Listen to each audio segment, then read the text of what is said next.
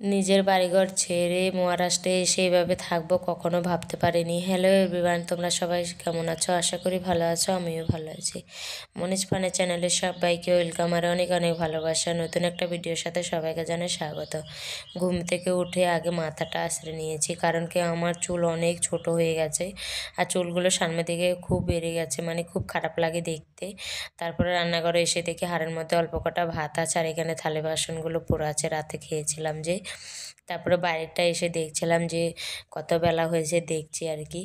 আর অনেক বেলা হয়ে গেছে কিন্তু, আর বাড়িতে থাকলে কিন্তু আমার এত বেলা করে ঘুম থেকে ওঠা হয় না, কিন্তু সকাল সকালে ঘুম থেকে উঠি। আর এখানে যে কখন রাত হয় আর কখন সকাল হয় বুঝতেই পারি না। সারাদিন কিন্তু রুমে থাকতে থাকতে বুঝতেই পারি না কখন রাত হয়ে যায় কখন দিন হয় আর কি। তারপরে দেখো বাসি ঘরটা ঝাড় দিতে চলে আসলাম। আর বাসি ঘরটা না ঝাড় দিলে খুবই খারাপ লাগে, তাই না? আগে বাসি ঘর ঝাড় দেবো, তারপরে বাকি কাজগুলোও করবো আর কি।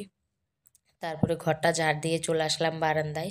আর এখানে আমার মেয়ের জুতোগুলো সব এলোমেলো করে রেখে দিয়েছে, আমি একটা একটা করে সব আবার গোছাচ্ছি আর কি। মানে কাজ বাড়িয়ে দিয়েছে আর কি আমার। বাচ্চা কাচ্চা ছোটো হলে যা হয় আর কি। আর এখানে থালা বাসনগুলো বাসি পড়েছিল, এগুলো ধুয়ে নিয়ে এসেছি। দেখো ভালো করে এবার সুন্দর করে গুছিয়ে রাখছি। এবার কিন্তু আমি রান্না করতে যাব। রান্না করার আগে আমি আগে ভাবলাম না ব্রাশটা করে নিই, তারপরে রান্না করব একবারে। আর তোমরা ভেবো না যে আমি বাসি কাপড় ছাড়িনি, আমি ওঠার সময় কিন্তু একবারে বাসি কাপড় ছেড়ে এসেছি। আমি কিন্তু রাতেবেলা নাইটি পরেছিলাম, এখন কিন্তু নাইট ড্রেসটা পরেছি, ঠিক আছে? অনেকে নাইট ড্রেসটা রাতে পরে, আমি কিন্তু দিনে পরছি। এখানে যেহেতু আমি ঘরে ঘরে থাকি তার জন্য আমি কিন্তু দিনের বেলাও এখানে নাইট ড্রেসটা পরে থাকি, মাঝে মধ্যে কিন্তু এটা রাতেও পরি আর কি। তারপরে দেখো ব্রাশ করে মুখটাও ধুতে চলে আসলাম, মুখটা একটু ধুয়ে নিচ্ছিলাম। আর এখানে এসে দেখি আমার বোনও চলে এসেছে। আমার বোন বলছে এখানে তুই ভিডিও শুরু করে দিয়েছিস? হ্যাঁ, ভিডিও করতে হবে তো, যেখানে সেখানে করতে হবে আর কি। তারপর আমার বোন এসে বলছে দিদি চা খাবি? চা করবো। আমি বললাম না, চা করতে হবে না, আমি চা খাবো না, রান্না করতে হবে। তারপরে কি রান্না করব কি রান্না করব করে করে পরে দেখছি যে ডাল আছে অল্প কটা, ডালগুলো আগে রান্না করি। অনেক দিন কিন্তু ডাল খাওয়া হয় না, তাই একটু তেল দিয়ে আগে ডালটা ভালো করে ভেজে নিচ্ছি। ডালটা ভাজা করলে না খেতে ভালো লাগে, কারণ কি ডালের একটু সেন্টটা একটু ভালো আসে। মানে ভাজা করলে আর কি, মুগ ডাল না একটু ভাজা করলে ভালো লাগে, একটু সেন্টটা ভালো আসে। তারপরে দেখো আমি একদম জল খেয়ে নিচ্ছি, খালি পেটে 2 গ্লাস জল খেয়েছি। তোমরা কে কে জল খাও অবশ্যই কমেন্টে জানিও। তারপরে এখানে আলু কুচিয়ে রেখেছি ভাজা করার জন্য। আর এখানে মেয়ে এখনও ঘুমাচ্ছে, তাই মেয়েকে উঠাতে চলে আসলাম। একবারে বিছনাটাও গুছিয়ে নিচ্ছি, একবারে সব, মানে একবারে এই কাজটা করে নিয়ে গেলে তারপর আমার কাজ একদম অনেকটা কমে যাবে আর কি।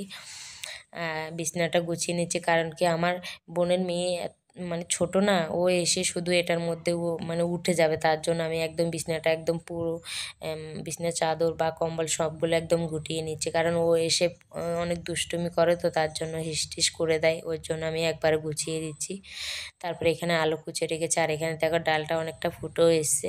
আর এসে আমার বোন বলছে কি দিদি উচ্চ ভাজা করবি? এখানে দেখো অনেক কটা উচ্চ হয়েছে, তাই বলছিলাম দে, তাহলে আলুর সাথে একবারে দিয়ে দেবো। আর আমার বোন এখানে তুলে দিচ্ছিল যে উচ্ছাগুলো ভালো করে, আমরা 2 বোনে খুঁজছিলাম। আর জানো তো এখানে এসে একদম বাড়ির মতন সবজি পাওয়া যাচ্ছে অনেক রকমের, যেমন ধরো কুমড়ো, তারপর উচ্ছা, পুঁই শাক, লঙ্কা। খুবই ভালো লাগে। কুমড়োর শাকও খেয়েছি অনেক, মানে 2-3 বেলা খেয়ে নিয়েছি আর কি। লাউ আছে এখানে, এই জিনিসটা আমার খুবই ভালো লেগেছে এখানে এসে।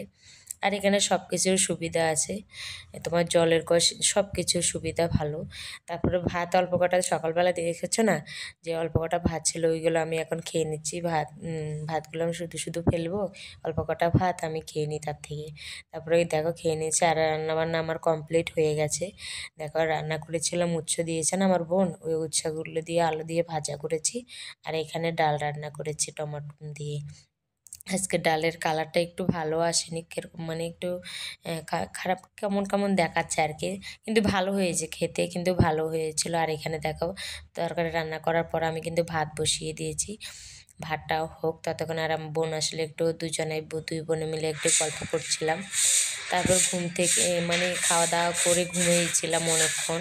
ঘুম থেকে উঠে পিছন সাইডটা একটু ঝাড় দিয়ে নিচ্ছিলাম, অনেক পাতা পড়েছিল তাই একটু ঝাড় দিয়ে নিয়েছি। ঝাড় দিয়ে একবার স্নান টান করে চলে আসলাম দেখো। আর ভিডিওটা আমি এখানে শেষ করব। সবাই ভালো থেকো, সুস্থ থেকো। আর আমার ভিডিওটা কেমন হয়েছে কমেন্টে জানিয়ে, যদি ভালো লাগে অবশ্যই লাইক কমেন্ট শেয়ার করে সাবস্ক্রাইব করে পাশে থেকো। সবাইকে টাটা।